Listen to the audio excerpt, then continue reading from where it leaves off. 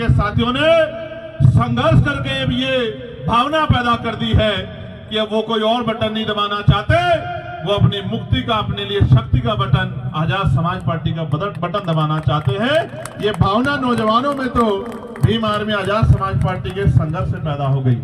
आज ये देखो, जो बड़ी बड़ी पार्टियां कभी जाती नहीं थी, जिनके पीछे खड़े होकर लोग राजनीति करते थे, हमने पिछले 7-8 साल से संघर्ष करके एक नया ट्रेंड बनाया है कि अगर आज कहीं कोई घटना होती है तो सारी पार्टी भागने का कोशिश करती है कि जाओ जाके दुख तकलीफें दूर करो। मैं कुछ घटनाएं रख देता हूं। हाथरस की घटना हुई, कोई जाने को राजी नहीं था। मैंने और हिमांशु जी ने मोर्चा लिया कि हम लोग हाथरस चलेंगे। हम लोग हाथरस के परिवार से विकट परिस्थितियों में मिलने गए। मोर्चा लगाया गया कि पुलिस को किस तरह से, पुलिस की आंखों से बच के जाना है, और मोर्चा सफल भी हुआ। जब यहां पकड़े गए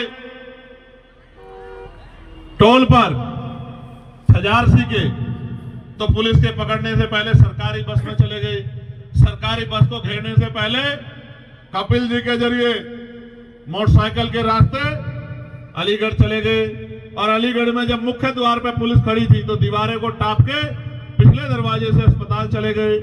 और फिर जब यहाँ हमारी बच्ची जो है, हमारे डिमांड पे हमने कहा एम्स ले आओ, एम्स की बजाय सफदरजंग लाई गई, तो सफदरजंग में जब उसके साथ अन्याय हुआ, उसकी जान चली गई, और हम लोगों ने मोर्चा लिया, तो हमसे वादा करके पुलिस ने वादा खिलाफी की और हम लोगों को गिरफ्तार कर दिया और उस बच्ची का शव जो है जाके जला दिया। आप देखो, उससे पहले कोई जाता था क्या हमारी बस्तियों में?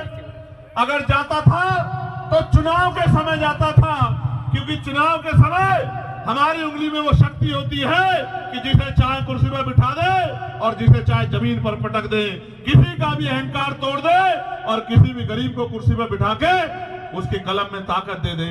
ये शक्ति हमारे पास डॉक्टर अंबेडकर के संविधान से हमें वोट के रूप में मिली है।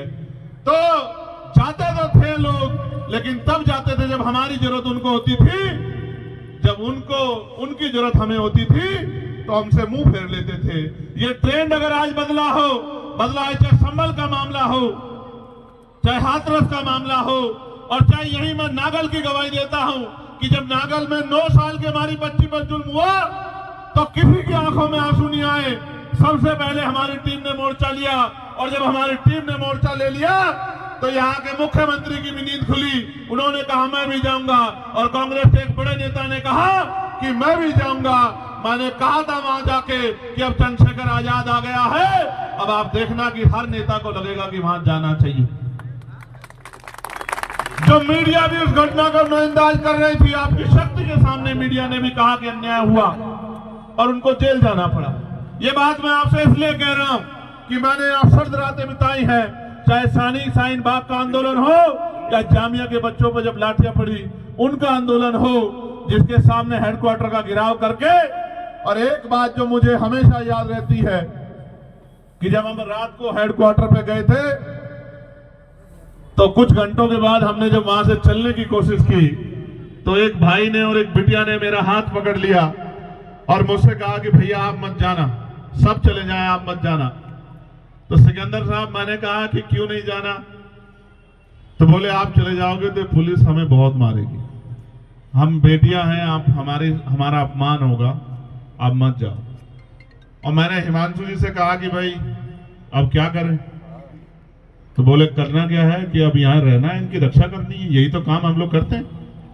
तो फिर हमने गाड़ी मंगाई और गाड़ी के ऊपर हम लोग लेट गए। ठंड का मौसम था, 0 डिग्री टेम्परेचर जा रहा था। तो रात को 3 साढ़े 3 बजे तक उस पर बैठे रहे। 3 साढ़े 3 बजे तक जो है आंदोलन करते रहे, और जब तक वो बच्चे नहीं छूटे और पुलिस ने जामिया को नहीं छोड़ा तब तक लड़ते रहे।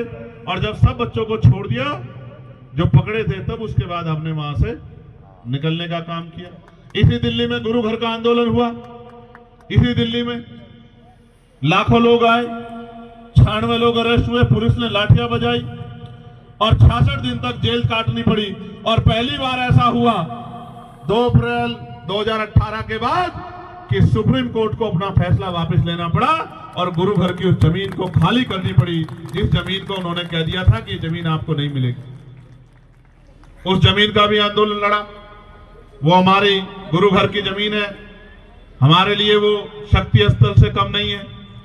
हमने यहाँ जमा मस्जिद का आंदोलन भी लड़ा। सब लोग कहने लगे कि साहब छोड़ दो, पुलिस गिरफ्तार करेगी। तो मैंने कहा गिरफ्तार करेगी तो कहां ले जाएगी? जेल ही तो ले जाएगी, इसके अलावा कहां ले जाएगी? तो जेल गए। अब जेल गए, लाठियां भी खानी पड़ी। अब पुलिस सरकार की होती है। अभी हम केंद्र में हम लोग नहीं है, यहाँ की पुलिस केंद्र सरकार के अधीन है। जिस दिन हम लोग केंद्र में होंगे तो वो बेचारे हमारे हिसाब से काम करेंगे। तो बहुत नुकसान उठाना पड़ा, जेलें काटनी पड़ी निर्दोष होते हुए। पुलिस से कोर्ट ने पूछा कि बताओ चंद्रशेखर का अपराध क्या है? वो तो वकील आदमी है। तो उन्होंने कहा साहब इन्होंने भड़काऊ भाषण दिया। कि भड़काऊ भाषण क्या था दिखाओ। अब क्या कहा था? कुछ नहीं। मैंने वहां कहा कि प्रस्तावना संविधान की पढ़ रहे हैं कि ये संवैधानिक देश है और इसमें सभी के बराबर के अधिकार हैं, संविधान की प्रस्तावना ये कहती है। तो उन्होंने कहा साहब भड़काऊ भाषण कहा सुनाओ। तो सुनाने कुछ था नहीं। कहा साहब रिकॉर्ड नहीं कर पाए। बोले ये दिल्ली की पुलिस है, देश की राजधानी की इतनी हाईटेक पुलिस, ये रिकॉर्ड नहीं कर पाई तो कौन रिकॉर्ड कर पाएगा? तो मैं ये बात आपको इसलिए बता रहा हूं कि जब तक हम पे शक्ति नहीं होगी तब तक हमें दूसरे की तरफ आंख उठा के देखना पड़ेगा, इंतजार करना पड़ेगा और हाथ फैलाना पड़ेगा। और वही मिलेगा जो मिलता आया है। और मिलने वाले की बात जान लो कि जब आप किसी की तरफ हाथ फैलाते हो तो वो नहीं देता जो आपको चाहिए, वो देता है जो उसकी जेब में होता है और जिसको वो आपको देना चाहता है। और मेरे शब्दों में तो सुनो, वो झूठन देता है आपको। आपकी इच्छा होती है 1 रुपए की तो वो 5 पैसे देता है, 10 पैसे देता है। आपकी भावनाओं का सम्मान नहीं रखता। लेकिन जब बाबा साहब अम्बेडकर संविधान में हमें वोट का अधिकार देके गए हैं और इस वोट की शक्ति के आधार पे राजा महाराजा बड़े नेता जिन्होंने हमारी बस्तियां नहीं देखी, जिन्होंने हमारी परेशानियां नहीं देखी, हमारे घर नहीं देखे, हमारी तकलीफें नहीं देखी, हमारा भूखा पेट नहीं देखा, हमें गटर में उतरते नहीं देखा, हमें मार खाते नहीं देखा, हमें गटर में मरते नहीं देखा, 7,000, 12,000, 11,000 पे अपने बच्चों को पालते नहीं देखा, जिन्होंने हमें हमारी रोटियों को नहीं देखा, जिन्होंने हमारे खाली बर्तनों को नहीं देखा, जिन्हें आज भी हमसे गैर बराबरी का एहसास होता है, वो भी हमारे बीच में आते हैं, हमारी माओ के पैर छूते हैं, हमारी बहनों का हाथ पकड़ के कहते हैं कि आप मेरी बहन हो, हमारे घरों में आते हैं, हमारे बीच में बैठ के खाना खाते हैं, हमारे गिलास में पानी पीते हैं। कभी कभी गिलास अपना ले आते हैं लेकिन पानी पीते हैं, बर्तन अपने ले आते हैं, खाना अपना ले आते हैं, हमारे बीच में बैठ के खाते हैं। ये साबित करने की कोशिश करते हैं कि हम आपके हितैषी हैं। लेकिन जब आप पे जुल्म होता है, जब आपके अधिकार छीनते हैं, जब आप कहते हो कि ठेका नहीं होना चाहिए, संविदा नहीं होनी चाहिए, पक्की नौकरी होनी चाहिए जो संविधान कहता है, समान काम समान वेतन होना चाहिए, तो तब वो सब लोग घर भाग जाते हैं। मैं घटना और बताता हूं। कोरोना काल में मुख्यमंत्री जी ने घोषणा की कि हर कोरोना वॉरियर को 1 करोड़ रुपए मिलेगा। क्यों भाई? यही थी ना घोषणा। एक हमारा सफाई कर्मचारी भाई जिसका जीवन खत्म हो गया, उसके परिवार के पास हम गए, हमने कहा भाई मोर्चा निकलेगा। अब मोर्चे से बड़ी डरती है सरकार, मोर्चा निकलेगा। घोषणा हुई तो सरकार के लोगों ने बुला दिया। हमने उसको वादा किया कि एक नौकरी दिलाएंगे और 1 करोड़ रुपया दिलाएंगे जो आपका अधिकार बैठता है। सरकार ने उनको नौकरी दे दी चुपचाप और 10 लाख रुपए दे दिए और उससे कहा कि चुप हो जाओ, घर में जाके बैठ जाओ। हमने इनसे कहा कि मोर्चा निकालेंगे चलो, तो बोले वो तो लड़ ही नहीं रहे। तो मैंने कहा क्यों नहीं लड़ रहे हैं? उन्होंने भी बोलते आपके जाने से ये मिल गया। यही दिल्ली में नए साल पे एक बेटी को घसीटा गया था, आपको याद होगा, 10-11 किलोमीटर बवाना में। उसके परिवार के साथ जाके उसके ऊपर हुए जुल्म की लड़ाई हम लोगों ने लड़ने का काम किया। तो हमने कोशिश की आपकी आवाज बनने की।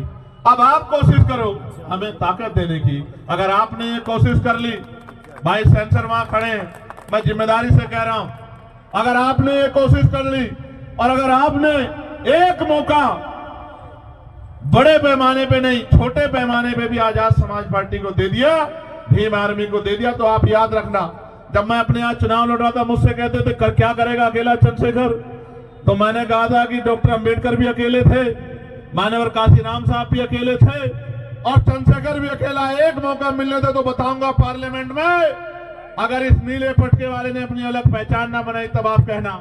और आज आप देखो कि पार्लियामेंट जब चलती है, मैं आसिया गया, इटली गया, मैंने एक संकल्प किया था पूरा करने का। हमारे धर्मगुरु हैं संत रामानंद जी महाराज जो शहीद हो गए थे, उनकी उस धरती पे जाके नमन करने का मैंने संकल्प लिया था। मैं वहां गया, वहां की बहनों माओ से मिला, सोच रहा था क्या जानती होंगी मुझे, तो बोलती है कि भाई हम अपने फोन में सनसेट टीवी देखते रहते हैं कि कब हमारा भाई पार्लियामेंट में हमारे लिए बोले। आप ये बताओ, आप भी सुनते होंगे और बहुत सारे लोग तो ये कहते हैं कि हमने पार्लियामेंट टीवी को इसीलिए यूट्यूब पे सब्सक्राइब किया कि हमारा भाई वहां बोलता है, हम उसको सुनते हैं। आप ये देखो, भोजन माता, आशा, आंगनबाड़ी, सफाई कर्मचारी, ठेके पे कर्मचारी, सरकारी कर्मचारी, दिल्ली सिविल डिफेंस वाले, कोई ऐसा पुलिस के लोग, दिल्ली पुलिस हो चाहे देश की पुलिस, उनके मॉडर्नाइजेशन की बात, होमगार्ड की, ग्राम के चौकीदार की, सब लोगों की बात, नौजवानों की बात, रोजगार की बात, महंगाई पे मार की बात, जो जनता पे पड़ रही है, सारी आवाज हमने पार्लियामेंट में उठाने का काम किया। और आज ये हालत है कि कल तक कोई जो जय भीम नहीं बोलता था, इस अब मैं पार्लियामेंट में जाता हूं तो ऐसा लगता है सारे जय भीम वाले हो गए, इधर वाले भी और इधर वाले भी। एक दिन तो मैं गया, अभी एक विवाद हुआ तो मैं गया तो वहां के कर्मचारी आए मेरे पास, महेंद्र बेटा कुछ लिख रहा था, बोले आज तो आपकी पार्टी के बहुत सारे सांसद आए हैं। तो मैंने कहा कि यार अभी तो चुनाव भी नहीं हुआ, सांसद कहां से बन गए बहुत सारे। तो बोले बहुत सारे लोग नीला पटका पहन के घूम रहे हैं। तो मैंने कहा नीला पटका पहन के तो बहुत लोग आएंगे, जय भीम का नारा भी बहुत लोग लगाएंगे, लेकिन जब आपको जरूरत होगी और आपकी तरफ मांग उठेगी और आपके अधिकारों पे हमला होगा तो सिर्फ भीम आर्मी और आजाद समाज पार्टी आएगा। वही असली नीले वाला है, वही असली नीले को आगे बढ़ाने वाला है। तो मैं बस आपसे कहना चाहता हूं, अब तक आपने सबको मौका दिया, सबका हाथ पकड़ा, सबको आगे बढ़ाया, सबकी आवाज आप बने, सब पे भरोसा किया। एक मौका आपको हमारे इन काम करने वाले साथियों को भी देना चाहिए।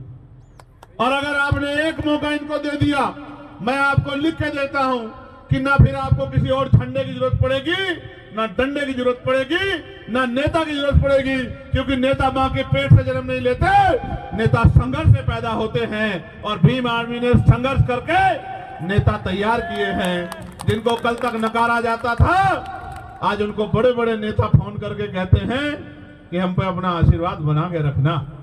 मैं बस आपसे कहना चाहता हूं, अच्छी बात यह है कि मेरे लोकसभा क्षेत्र के भी बहुत सारे लोग जो नगीना छोड़ के आगे, वो भी मुझे रास्ते में मिले, वो भी यहाँ रहते हैं।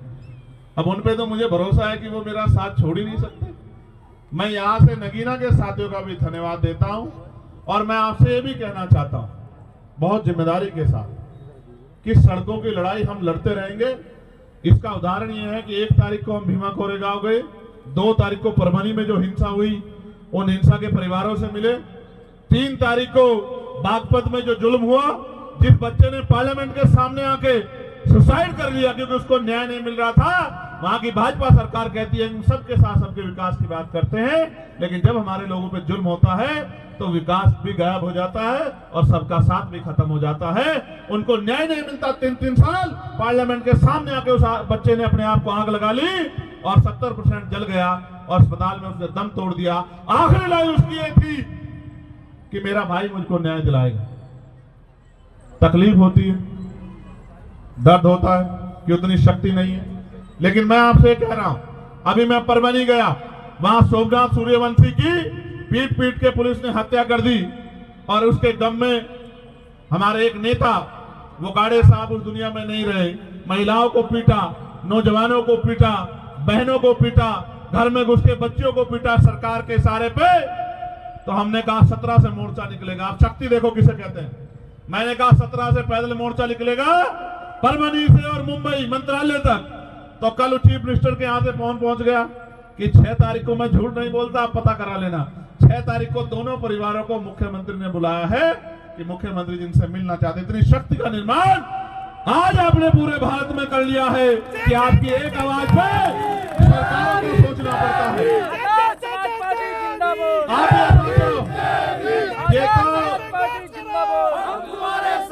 ये तो तब है जब अभी संवैधानिक शक्ति उस पैमाने पे नहीं है।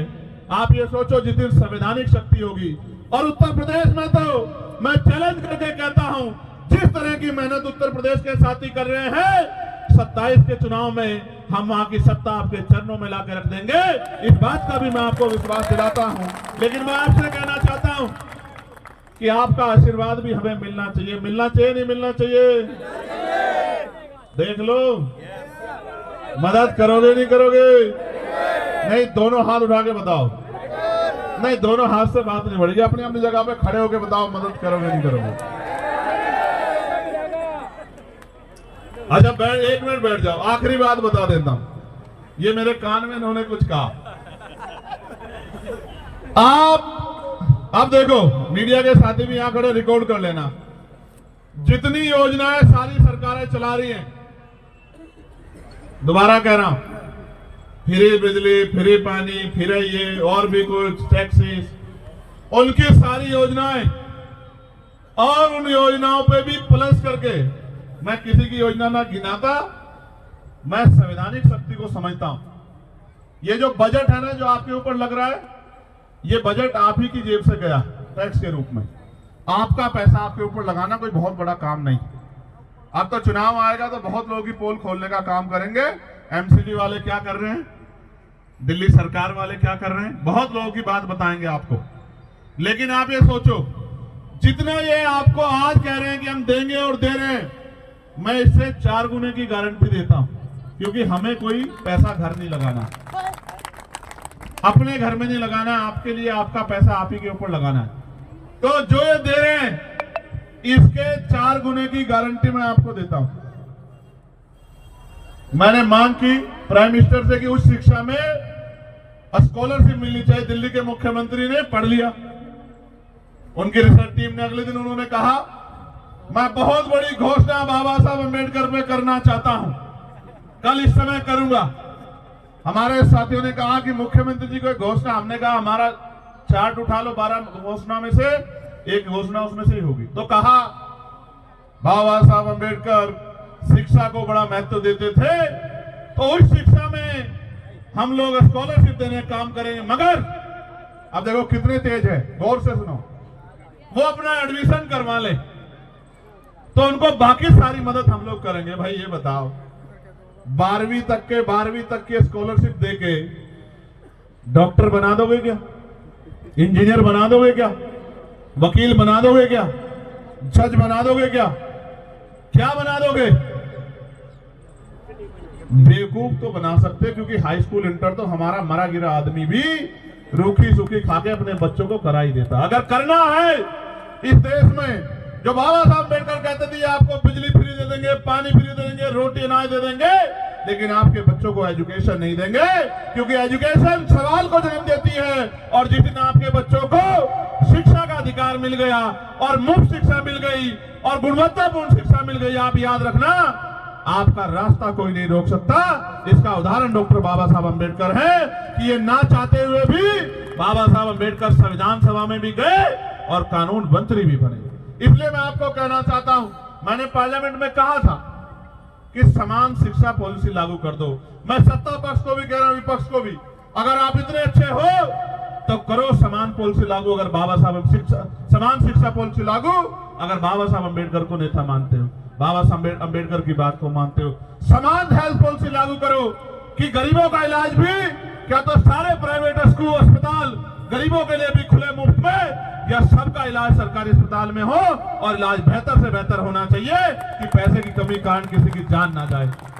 होना यह चाहिए कि गरीब के बच्चे को एजुकेशन वो कभी तक ले, गुणवत्तापूर्ण एजुकेशन, और वो इतने कम दामों में मिलनी चाहिए किसी की जेब ना कटे। हमने तो देखा अपनी आंख से कि बड़े स्कूलों में, प्राइवेट में हमारे लोग हिम्मत करके भेजते हैं। मेरी माएं पेट पे कपड़ा बांध लेती हैं, एक टाइम का भोजन काट के अपने बच्चों को पढ़ाती, क्योंकि बाबा साहब कह के गए थे। लेकिन सच ये है कि ये सारे काम आपके आसान हो सकते हैं अगर आप अपनी राजनीतिक ताकत बना लो। मैं ये महसूस करता हूं, आप सब कुछ सीखे बाबा साहब से, बस ये अपनी उंगली का सही प्रयोग करना नहीं सीख पर, जो सबसे आसान काम है। इस उंगली का सही प्रयोग करना सीख लो, आपके बच्चों के और आपके तरक्की के रास्ते खुलने में बहुत देर नहीं लगी। आप यहां आए, आपने मुझे सुना,